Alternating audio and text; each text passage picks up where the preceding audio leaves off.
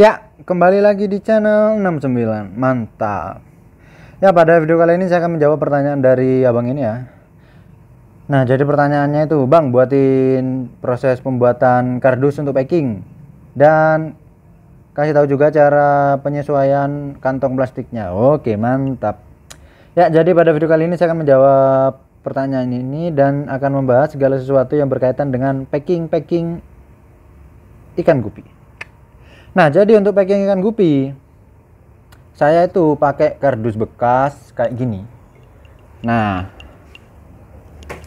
kalian tahu ini kardus apa? Nah, jadi saya pakai kardus-kardus bekas dari es krim Aice ya. Ini semua Aice. Nah, kenapa saya kok pakai kardus Aice? Jadi, kardus Aice itu ukurannya itu nggak terlalu besar.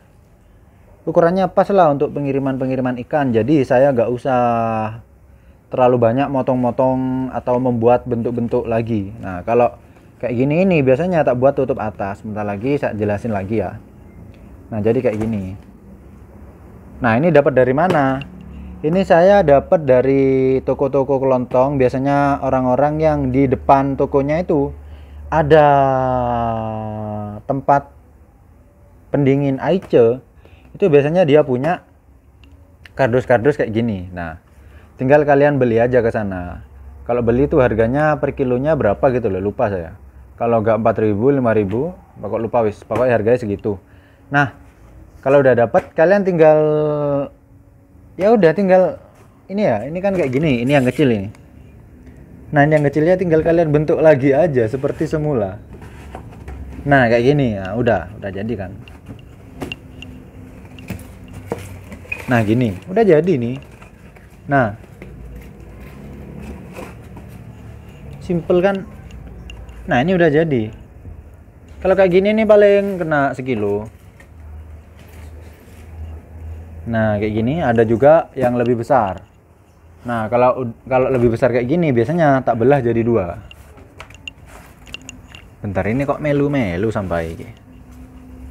Nah, kayak gini. Nah, ini kan agak besar nih. Nah, ini agak besar. Nah, kalau agak besar gini biasanya tak belah jadi dua. Nah, ini agak besar kan. Nah, biasanya kalau agak besar ini tak belah tengah sini jadi dua. Nah, jadi nanti ada sebelah sini dan sebelah sini. Nah, contohnya yang udah jadi kayak apa?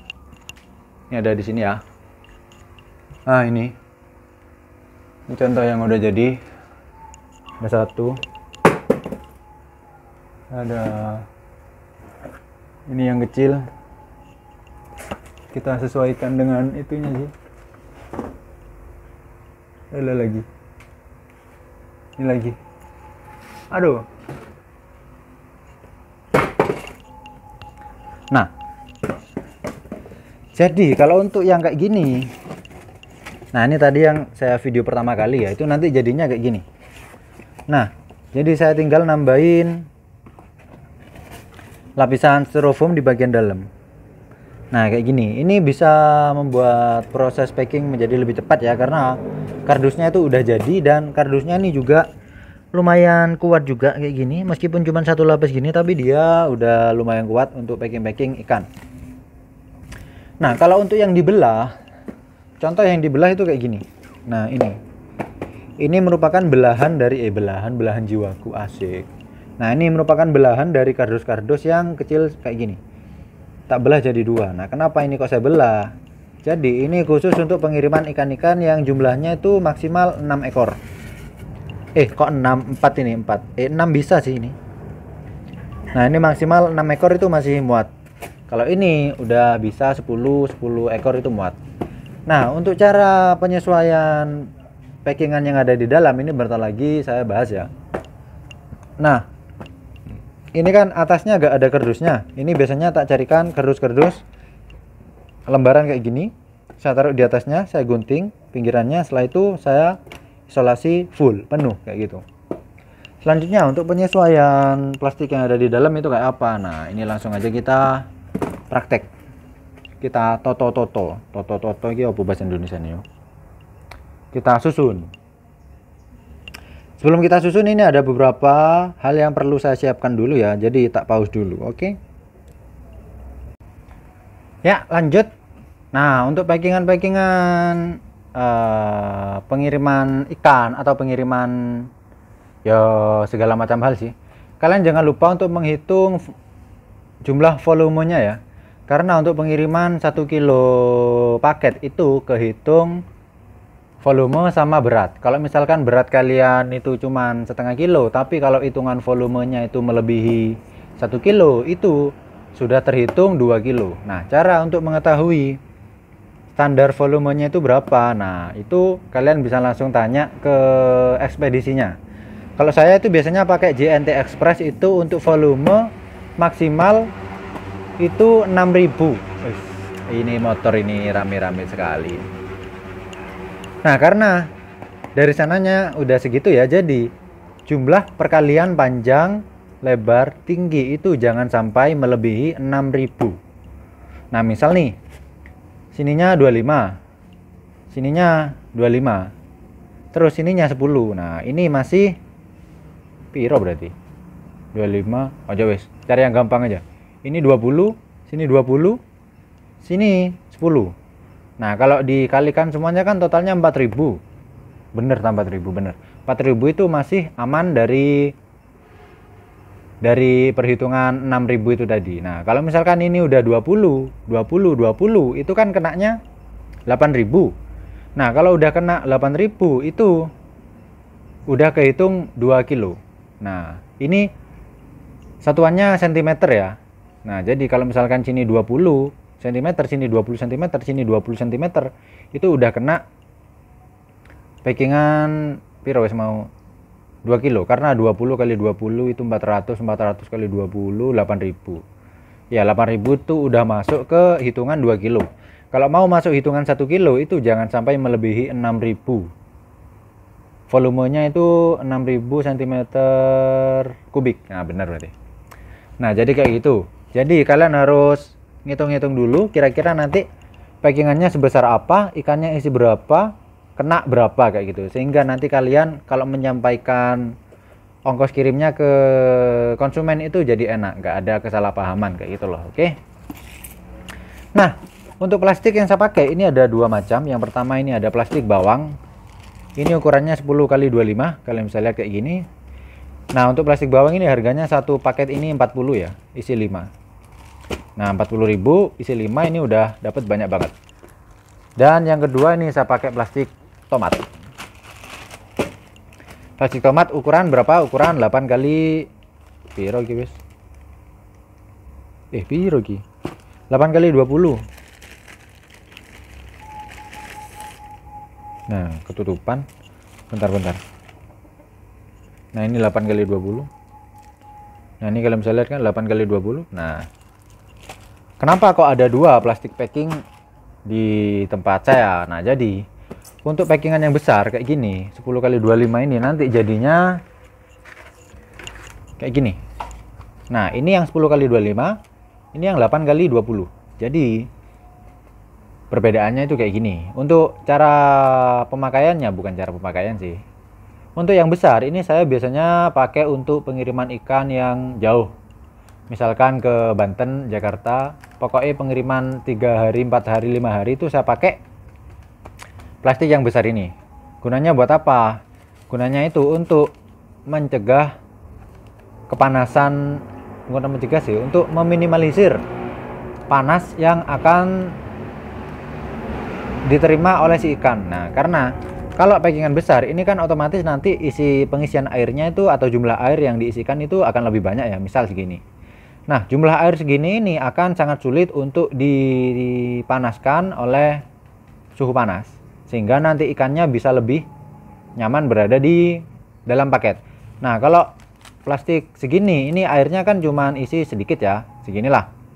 Nah, kalau cuman pengiriman 2 sampai 3 hari itu masih aman untuk si ikan. Bisa sih kalau dipaksa untuk 5 hari, 6 hari. Tapi resikonya terlalu tinggi. Jadi kalau untuk pengiriman di atas 3 hari itu saya pakai plastik yang besar supaya isi airnya itu bisa lebih banyak dan bisa mencegah ikan kepanasan, karena kalau ikan udah kepanasan itu biasanya ikannya mati. Nah, buat kalian yang pengen tahu cara packing ikan itu bisa cek di sini ya. Di situ sudah saya bahas mengenai cara packing ikan. Nah, selanjutnya untuk pengiriman ikan jumlah banyak dan dekat itu saya biasanya pakai packingan ini. Ini mentok isi 6 ya. Nah, jadi kalau isi 6 itu kayak gini. Bentar. Nah, ini yang kecil-kecil 1 2 3 4 5 6. Nah, ini kan muat 6 kan. Nah, ini isi 6 plastik ya. 6, setelah muat 6 baru ditutup. Nah, jadi ini udah masuk perhitungan saya. Satu wadah ini isi 6. Pengiriman 2-3 hari, berat 1 kilo. Kayak gini. Kalau si pembeli mau 1 kilo tapi isi 10 ekor, itu saya pakai packingan yang lebih besar. Packingan yang kayak gini. Nah, kayak yang tadi. Nah, ini jumlah volume ini sudah sesuaikan dengan yang perhitungan tadi ya, 6.000 tadi ya, sehingga ini masih terhitung 1 kilo. Nah, kalau untuk pengiriman ikan 10 ekor, ini saya formasinya kayak gini ya. Ini 1 2 3 4 5 6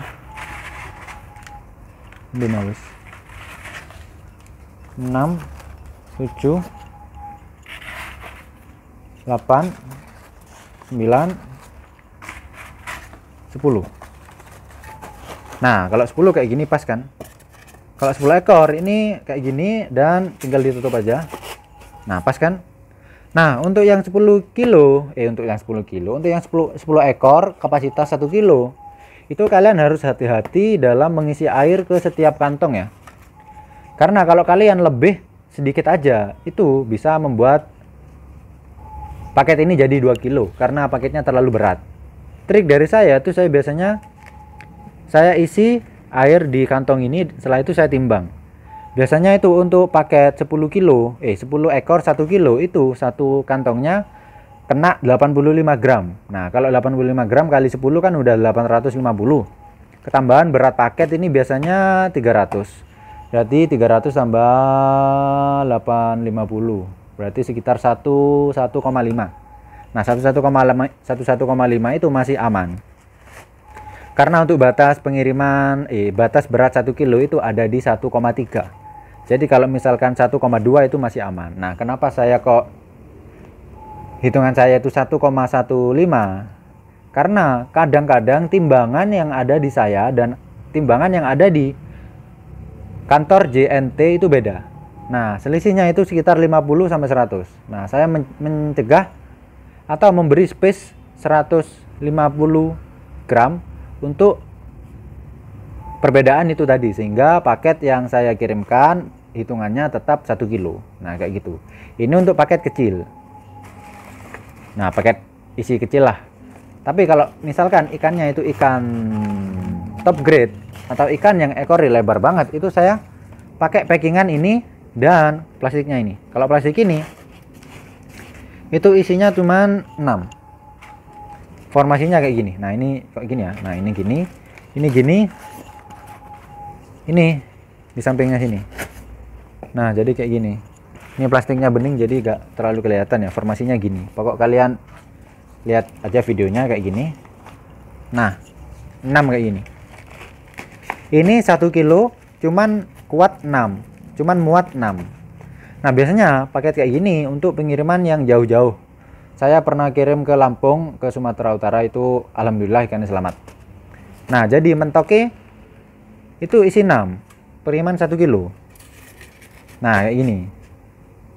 Nah, buat kalian yang dari luar pulau itu jangan memaksakan 1 kilo isi banyak ikan ya, karena resiko juga ke ikannya kayak gitu. Jadi kalau saya mengutamakan keselamatan ikan, mengutamakan kenyamanan ikan selama berada di dalam paket. Karena kalau ikan di dalam paket itu merasa nyaman, nanti dia waktu di unboxing oleh si pembeli itu ikannya masih sehat, masih nyaman, masih lincah, sehingga nanti ikannya bisa berkembang biak di sana lebih cepat lagi. Oke. Dan saya juga pakai styrofoam yang tebel ya. Nah, ini tebel. Jarang ada breeder-breeder yang pakai styrofoam setebel ini. Ini tebelnya 2 cm. Nah, ini kalian bisa lihat sendiri tebel ya, 2 cm ya. Nah, saya rasa cukup untuk video kali ini. Semoga video ini bisa bermanfaat buat kalian semua yang ingin tahu mengenai packing-packingan ikan gupi. Nah,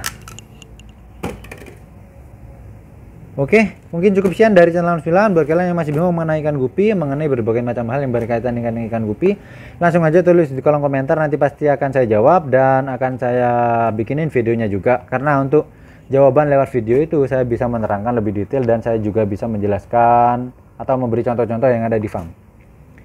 Nah, buat kalian yang masih belum subscribe, langsung aja subscribe di bawah ya, karena subscribe dari kalian itu sangat membantu saya.